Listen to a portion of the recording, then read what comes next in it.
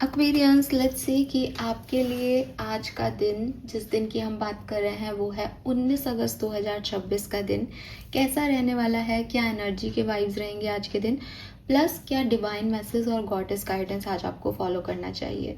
आप किसी particular situation से गुजर रहे हैं लाइफ की, ये गाइडेंस आपको वहाँ हेल्प कर सकता है, या फिर आज जो होने वाला है वहाँ क्या सुनने की ज़रूरत है, उस सिचुएशन को कैसे डील करने की ज़रूरत है, वो हम यहाँ देखेंगे। ऑल राइट, तो लेट मी चेक एक्वेरियस की क्या ओवरऑल एनर्जी रहेगी आज के दिन की। सभी sun moon Venus rising Aquarians के लिए ये रीडिंग होगी। Please universe, please divine power, please spirit guides, please give me the accurate message for कुंभ राशि। Thank you. Aquarius sun moon Venus rising, Aquarius sun moon Venus rising, Aquarius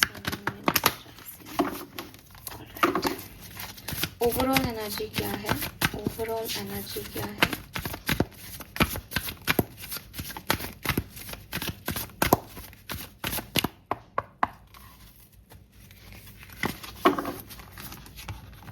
We have Pisces, so we have number 12, we have Pisces ending।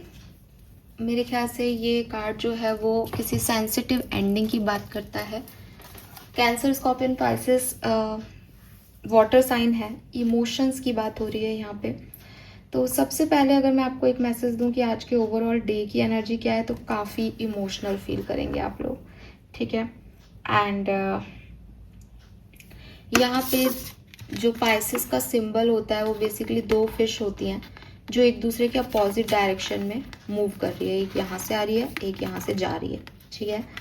सो ये बताता है कि एक आपका side है yes का, एक आपका साइड है नो का। यानी आप ऐसे लोगों से जुड़ सकते हो जो आपके अपोजिट काम कर रहे हैं, या आपके अंदर ही कुछ वाइब्रेशन किसी पर्टिकुलर सिचुएशन में एक तरफ आपको लेके जाते हैं, दूसरी तरफ आप दूसरी तरीके से सोचते हो। मतलब आपके इमोशंस और प्रैक्टिकल सिचुएशन अलग हैं, या किसी एक पर्टिकुलर चीज़ पे आपके इमोशंस अलग अलग वर्क कर रहे हैं, तो वो चीज़ यहाँ पे आती है, ठीक है। थोड़ा सा कंपैशन, थोड़े से इमोशंस, थोड़ा सा नर्चरिंग, काइंडनेस, इस तरीके की एनर्जी में काम करना ठीक होगा आज के दिन। अदरवाइज हो सकता है कि आप बहुत प्रैक्टिकल बनने लगो, तो आपको फिर बाद में वही ना कि एक फिश तो आपको प्रैक्टिकल बनने के लिए सही ठहराएगी, दूसरा आपका साइड कहेगा कि अरे इतना क्या लॉजिकल होना था, ऐसे था वैसे था। तो आपका इमोशनल साइड आपको कुछ और कहे। तो बेसिकली कॉम्प्लेक्सिटी रहेगी, तो उसको आप कैसे डील कर सकते हो जब आप उसको थोड़ा प्यार से, कंपैशन से डील करो। अब यहाँ पे मेनली समझने की ज़रूरत है आप में से काफ़ी लोगों को कि एक है मैं क्या सोचता हूँ, मेरी फीलिंग्स क्या हैं, आपकी सेंसिटिविटी आपको कहेगी मुझे ये समझना चाहिए। वहीं आप ये भी समझें कि दूसरे की फीलिंग क्या है, वो किस पोजीशन पे है, वो कुछ कह रहा है तो क्यों कह रहा है। लेकिन अगेन पाइसेस एनर्जी कहती है कि इमोशंस इतने ज़्यादा भी हो सकते हैं आप में से काफ़ी लोगों के कि जैसे सामने वाला आपको कोई झूठी कहानी सुना के भी बहकावे में ला सकता है। तो वही बैलेंस आपको समझना पड़ेगा कि मैं दूसरे का एनर्जी अपने ऊपर नहीं ले लूँ, क्योंकि आप बहुत सेंसिटिव हो तो आप किसी भी एनर्जी को ले सकते हो अपने पास, तो ड्रेन हो जाओगे दूसरे का बोझ लेके। उसके लिए लड़ाई लड़ने मत चले जाओ, लेकिन समझो उसको कि वो किस पोजीशन पे है, ठीक है। और अगेन ये ट्विन परसेप्शन है बेसिकली हमारी लाइफ का, कि हमारे अंदर ही दो सेल्फ है, तो उस चीज़ को समझना, उस पे काम करना, हेल्दी बाउंड्रीज क्रिएट करना, लेकिन हेल्प भी देना, हेल्प मांगना भी, लेकिन अपने आप की लाइट डिम भी नहीं करना। इन सब चीज़ों पे थोड़ा सा आपको आज के दिन काम करना पड़ेगा, तो आपकी चीज़ें अच्छी होगी, ठीक है। And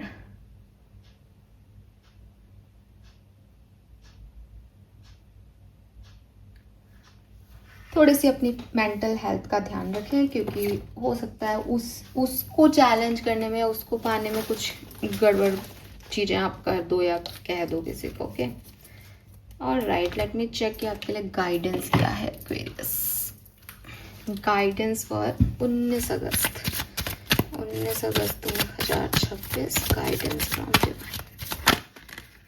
Okay, we have don't back down.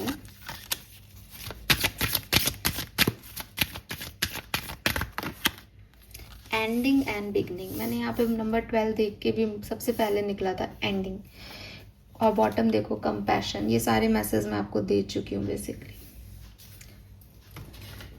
जितना प्यार से रहोगे ना, चीज़ें उतनी ठीक रहेंगी। गुस्सा करना, यू नो, अपने आप को ही, अपने ही इमोशंस को सबसे ज़्यादा समझना कि सारे इमोशन आप ही फील कर रहे हो, दूसरे में है ही नहीं, इन सब को मत लाना बीच में, क्योंकि समय ऐसा है, ठीक है। समय ही ट्रांसफॉर्मेशन का है, काली का कार्ड है, चेंज का कार्ड है, और नंबर 12 एंडिंग, कि भाई टैरो की एंडिंग हो गई यहाँ पे। तो टैरो कार्ड का जॉडिक साइन का आखिरी कार्ड है पाइसेस। तो फिर अब तो दोबारा से कहानी शुरू करनी है, पर लेकिन एंडिंग हो रही हो, अगर पिक्चर की एंडिंग हो रही है तो सब रो रहे हैं, परेशान हो रहे हैं, मिल रहे हैं दोबारा, है ना, एक हैप्पी एंडिंग रची जा रही है। अब वहाँ पे आप लड़ने थोड़ी बैठ जाओगे। तो यहाँ सिचुएशन वाइज डील की जाती है सिचुएशन। तो अगर आपकी सिचुएशन अभी ऐसी है जहाँ सब खत्म हो रहा है, एंड हो रहा है, तो मेक श्योर कि वो हैप्पी एंडिंग रहे, ठीक है। किसी का फेयरवेल चल रहा है और आप उसको जा कर के कहोगे अरे तुमसे तो मेरे को ये प्रॉब्लम था, ये है, तो अब क्या मतलब, जा रहा है वो, जाने तो उसको। तो थोड़ा सा कंपैशन लेके आए आप आज के दिन, बहुत ज़रूरी है।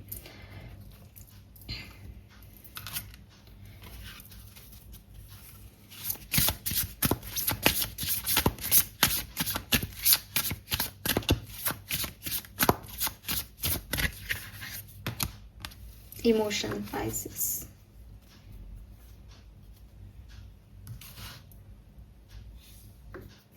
देखो बहुत सेंसिटिविटी रहेगी, रोना वोना भी आ सकता है, इसको संभालना आप तो, ठीक है, क्योंकि 38 नंबर है, 11 नंबर है। बैलेंस आपको क्रिएट करना पड़ेगा आज के दिन। आपका जो सबसे बड़ा गाइडेंस है, चाहे वो आज कोई सिचुएशन आए उसमें, चाहे आप किसी ट्रांसफॉर्मेशन से गुजर रहे हो, ये उसके लिए, लेकिन आपको एक बैलेंस यहाँ पे क्रिएट करने को कहा जा रहा है, अदरवाइज चीज़ें खराब हो जाएंगी आपके लिए, क्योंकि एक्चुअली में ये सिचुएशन की एंडिंग है। तो आप अगर आज कुछ ओवर इमोशनल होके करते हो तो वो खींच दोगे आप बात को, क्योंकि वो ख़त्म ही हो गई है जैसे। Colour of the day is green, ठीक है। नीला या नहीं, हरा कलर पहने, नीला पता नहीं क्यों बोला मैंने, नीला भी हो सकता है। एंड नंबर की बात करूँ तो देखो एंडिंग नंबर्स आप बहुत सिग्निफिकेंटली, यहाँ 12 है तो 3 नंबर ले, 1 ले, 10 ले, 20 ले, 30 ले। तो ये जो एंडिंग होती है ना किसी भी चीज़ की, 99, अब 99 से 9 नंबर, क्योंकि वो 18 है, 9 आ जाएगा, मतलब हर वो चीज़ जो अपने कंप्लीशन की तरफ जाती हुई हो, ठीक है। कोई 4-5 डिजिट का नंबर है, उसमें वो घट रहे हो, इस तरीके के नंबर बहुत लकी होंगे आज के दिन, ठीक है। तो यस, अब गाइडेंस क्या है?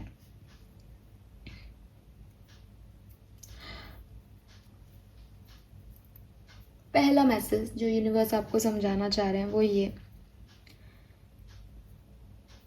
इमोशंस, रोना आना, किसी बात का बुरा लगना, किसी चीज़ को महसूस करना, हम बहुत ही ऐसे समझते हैं कि अरे ये रो रहा है, रोने की क्या ज़रूरत है, स्ट्रेंथ लाओ, स्ट्रेंथ लाओ। रोना ही स्ट्रेंथ है, ठीक है।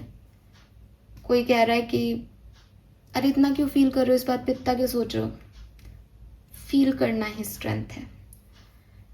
अब मैं आपको बता रही हूँ स्ट्रेंथ क्यों है, क्योंकि बहुत आसान है चीज़ों से भागना एक्वेरियस, ना, एस्केप करना बहुत आसान है। मैं आपको कहूँ एक्वेरियस यहाँ सुनो, मैं आपको कुछ कहना चाहती हूँ, आप कहो अरे नहीं हमें नहीं सुनना, हमें नहीं सुनना, और आप चले जाओ, ये इजी था ना।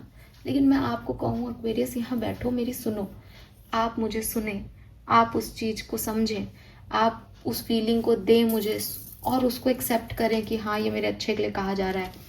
ये मुश्किल है एक्वेरियस, ये पेशेंस रखना मुश्किल है।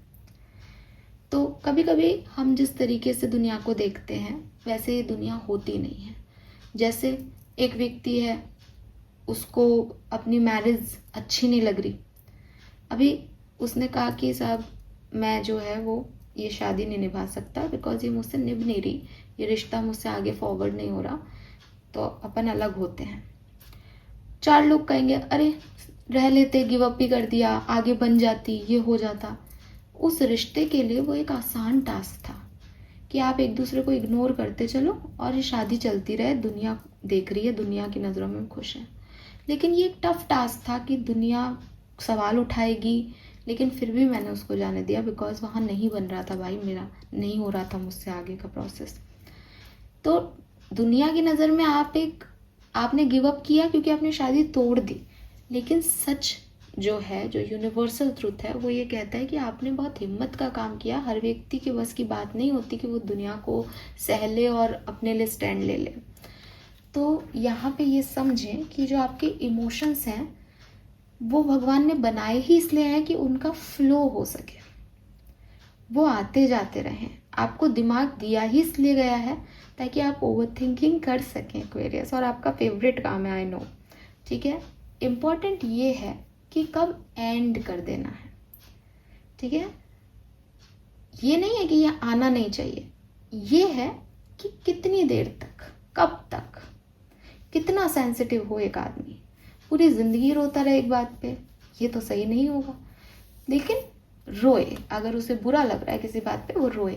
जब वो रोएगा वो इमोशन निकलेगा, उसका फ्लो होगा। जब कोई एक इमोशन निकलता है तो दूसरा आता है, तीसरा आता है, फिर वो अपने आप को समझाता है मत रो यार, बहुत देर हो गई, खांसी आने लग जाती है ज़्यादा रोते रोते। तो एक चीज़ थी जो अंदर बस गई थी, अब चली गई थी नेगेटिव इमोशन, अब वो बाहर फ्लो हो गया, ख़त्म हो गई बात। एक है मैंने तो इसको घूट पी लिया, मैंने तो इस आंसू का भी घूट पी लिया, अभी 15-20 साल बाद मैं ऐसा कट्टर सा, एक ख़राब सा, नेगेटिव आदमी बन के निकलूँगा कि साहब क्योंकि मेरे साथ इतना बुरा हुआ तो मैं सबका बुरा करूँगा। ये टॉक्सिसिटी है। आप जहर को अंदर क्यों फैला रहे हो?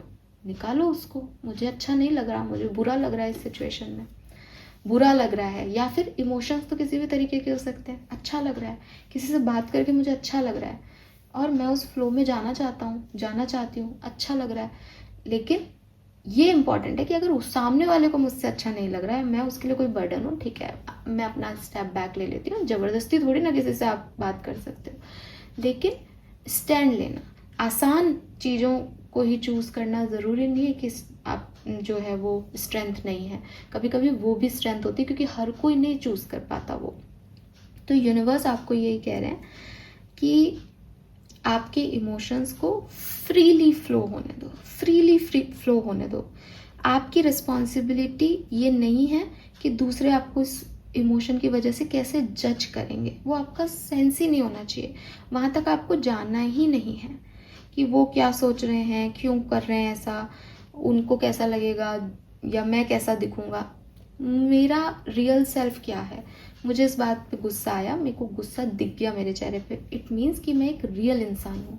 मुझे गुस्सा तो आया लेकिन मैं तो दिखाती नहीं हूँ, अंदर ही अंदर कुंड रही हूँ, मैं एक रियल सेल्फ नहीं हूँ, ठीक है। सो अगर आप एक सेंसिटिव पर्सन हैं तो आप अपने इमोशंस को फ्लो होने दो।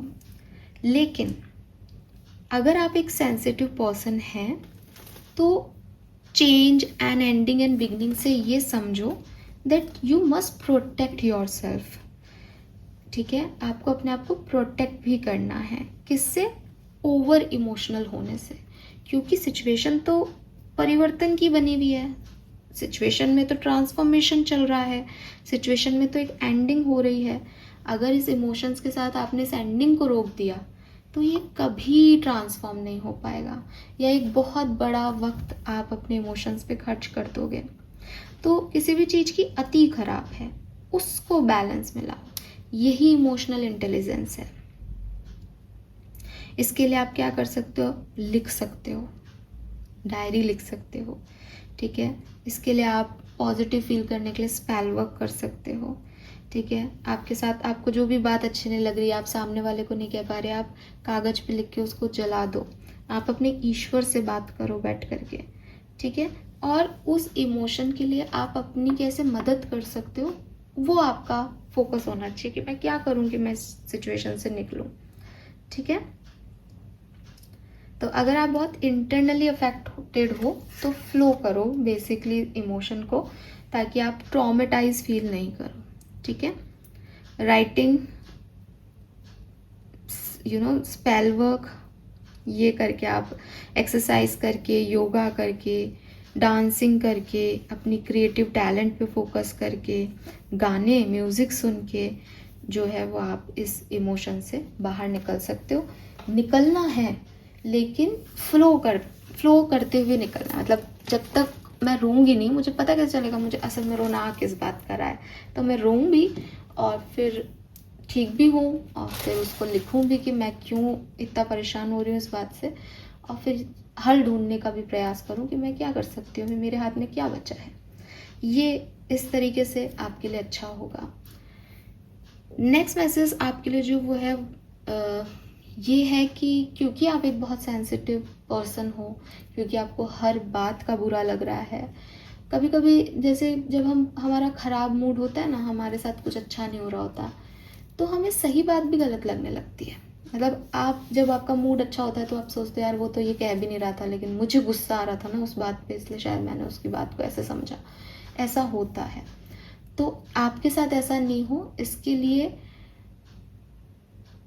जब आप इमोशन के अंदर हो तब किसी को एंटरटेन मत करो। अपनी बाउंड्रीज रखो लोगों के साथ। ना तो उनको कुछ एक्सप्लेन करना है, ना कुछ उनसे बात करनी है, पहले खुद को ठीक करना है।